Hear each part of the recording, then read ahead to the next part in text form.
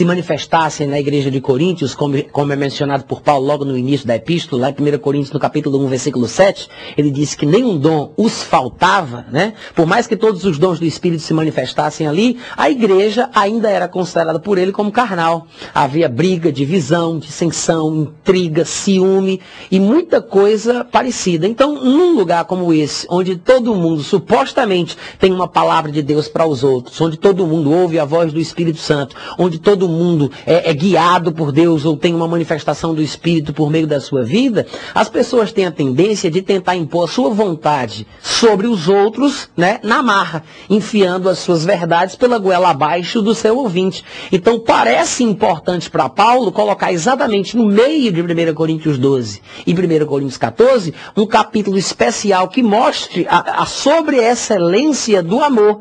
Porque o falar em línguas, o ter uma profecia, o interpretar as línguas, o fluir nos dons de curas ou na operação de milagres não é mais importante, não é mais espiritual do que andar em amor, que é a base, né, a essência dos frutos do espírito humano recriado, que o próprio Paulo cita lá em Gálatas capítulo 5. Porque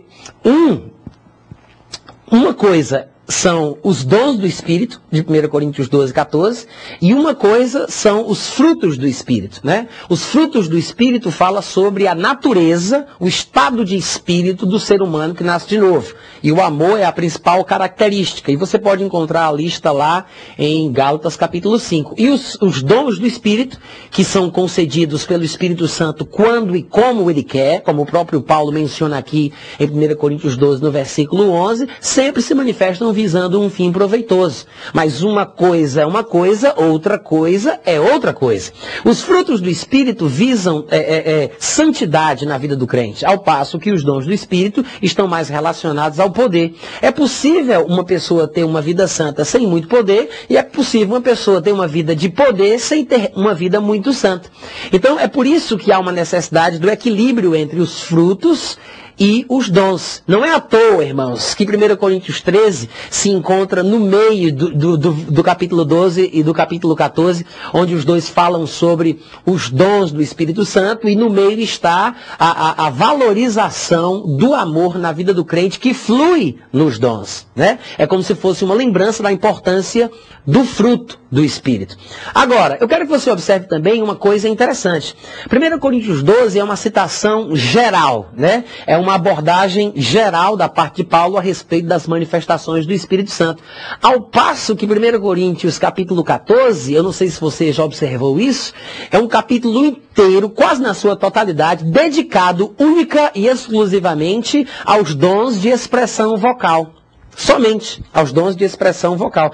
Em 1 Coríntios 12 ele cita, né, ainda que rapidamente, de forma sucinta, en passant, ele cita todos os dons, mas em 1 Coríntios 14 ele se detém em falar sobre profecia, línguas e interpretação, que são os dons característicos desta dispensação em que vivemos, da época da igreja. E como são dons mais comuns para a nossa dispensação, é muito mais fácil que surjam mais erros numa coisa que se manifeste de forma mais ordinária, né? Quanto mais manifestação tem, mais possibilidade de errar existe. Então, como havia muitos erros e conceitos equivocados a respeito do assunto, Paulo achou por bem dedicar um capítulo inteiro só a respeito destes dons. Nós não iremos tratar aqui sobre os dons de expressão vocais, né, que são profecia, línguas e interpretações. O meu papel aqui, nesta abertura da série Manifestações do Espírito Santo, é fazer uma abordagem geral, identificando cada coisa, para que os próximos ministros possam identificar cada grupo e tratar sobre eles detalhadamente. Mas eu queria que você, nesse momento, abrisse comigo no versículo 1 de 1 Coríntios, capítulo 12, para que eu pudesse ler com você alguns versículos que o Espírito Santo tem a oferecer através do vaso que vos fala. No versículo 1 de 1 Coríntios capítulo 12 está escrito o seguinte: a respeito dos dons espirituais, não quero, irmãos, que sejais ignorantes. Isso é muito curioso, porque, em primeiro lugar, Paulo está escrevendo para uma igreja que não tinha a falta de dom nenhum, como ele cita em 1 Coríntios, capítulo 1, versículo 7. Agora você observa que ele diz, eu não quero que sejais ignorantes, o que significa que ter a experiência da manifestação dos dons não faz a pessoa sabida a respeito deles. Experimentar, ter o fluir dos dons, fluir nos dons, não faz a pessoa um expert do assunto. Pelo contrário, pode ser a pessoa que mais erre. Porque muitas vezes, quando a pessoa tem experiência, ela pensa que sabe falar sobre aquilo que experimenta. E a pessoa acaba se tornando arrogante, soberba, e tenta rebater qualquer coisa que alguém possa falar. Mas nós temos que ter uma atitude de humildade, porque nós sabemos que nem sempre a experiência nos ensina a respeito daquilo que experimentamos. Por exemplo, nós muitas vezes passamos por uma coisa na vida, e nós podemos interpretar a experiência que tivemos de uma forma equivocada. E quando nós vamos falar sobre aquilo, nós falamos de uma forma que demonstra ainda mais a nossa ignorância.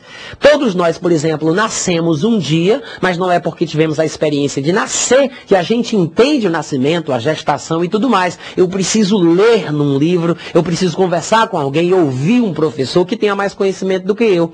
Quando eu vou, por exemplo, num médico conversar a respeito de sintomas que eu tenho no meu corpo, e ele me fala o que eu tenho que fazer, o procedimento que eu vou seguir para que eu tenha a recuperação do meu corpo e da minha saúde, eu não faço questão que o médico sinta a mesma coisa que eu, que ele passe pelo mesmo problema que eu, que ele tenha a mesma doença, que ele esteja sentindo as mesmas coisas que eu. Eu confio que o conhecimento que ele tem é suficiente para me livrar daquilo que eu estou passando. Então, observe que a simples experiência da coisa não faz com que aquele que experimente saiba falar com precisão aquilo que ele está experimentando. É o que Paulo está nos revelando aqui nas entrelinhas do versículo 1 de 1 Coríntios capítulo 12.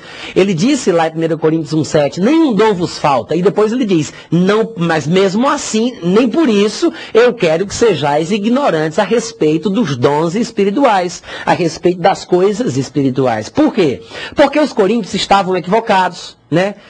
Desregulados, se comportando de forma confusa, atrapalhados, até mesmo correndo o risco de escandalizar aqueles que eram de fora, porque pelo que parece, eles se punham a falar em outras línguas mais do que qualquer outra coisa. E Paulo se viu na necessidade, na incumbência de corrigir, né, estas manifestações do Espírito. Aí você vai me dizer, mas Natan, as manifestações não são do Espírito? Como é que Paulo vai corrigir aquilo que o Espírito manifesta? Você tem que entender que toda e qualquer manifestação do Espírito Santo, ela não é uma coisa que aconteça sem que a vontade humana participe, sem que o livre-arbítrio do homem participe. O homem não fica numa espécie de transe evangélico, ele não perde o sentido, ele não fica sem controle, ele não é usado pelo Espírito Santo, como as pessoas costumam falar erroneamente. A pessoa vai, vira os olhos, muda a voz e fala, eu sou Deus que estou aqui convosco e agora estou indo embora, tchau. Aí a pessoa volta ao normal e diz, onde eu estou? O que aconteceu? Eu fui usado? Gente, não é assim. A Bíblia diz que, inclusive, o espírito do profeta é sujeito ao profeta. Sabe por que isso? Porque Deus não é Deus de confusão. Ele diz, se um estiver falando alguma coisa e vier revelação a outro, tratando-se de profetas, cale-se o primeiro e fale então o segundo. E os demais julguem aquilo que o profeta diz. Para que Paulo diga, lá em 1 Coríntios 14, 29 em diante, que os irmãos que estão sentados ouvindo o profeta se levantou para falar, eles devem julgar o que ele diz. Isso significa, irmãos, que quem está falando naquela hora não é Deus. É o profeta que fala aquilo que acredita que ouviu Deus dizendo.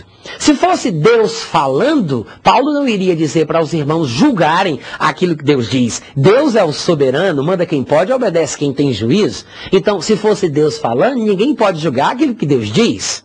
Amém? Então veja que, na verdade, como ele mesmo ensina, o espírito do profeta é sujeito ao profeta. Então o profeta, quando fala, não é Deus falando. O profeta diz aquilo que acredita que ouviu Deus dizendo, né? O profeta ouve em seu espírito algo que acredita ser da parte de Deus e ele repete aquela citação com as suas palavras, né? Com as suas faculdades racionais, no seu nível de escolaridade. Ele pode até falar um português maldito, mas ainda assim é uma bênção, porque maldito ou maldizido, se ele fala pela inspiração do Espírito Santo, é uma bênção. Agora a gente tem que saber julgar estas coisas para que recebamos aquilo que vem de Deus. Ah, mas os dons do Espírito não são perfeitos? Os dons do Espírito são perfeitos, mas fluem através de vasos, que somos nós, imperfeitos. Amém? Então, não se esqueça do versículo 1 de 1 Coríntios capítulo 12. Não quero que sejais ignorantes. É possível ser ignorante a respeito dos dons espirituais, das manifestações do Espírito. Se você pula um pouco mais lá para frente, quando chega no versículo 3, ele diz, por isso vos faço compreender, não quero que sejais ignorantes, aí ele diz, por isso vos faço compreender, e veja que Paulo sabia que eles tinham a experiência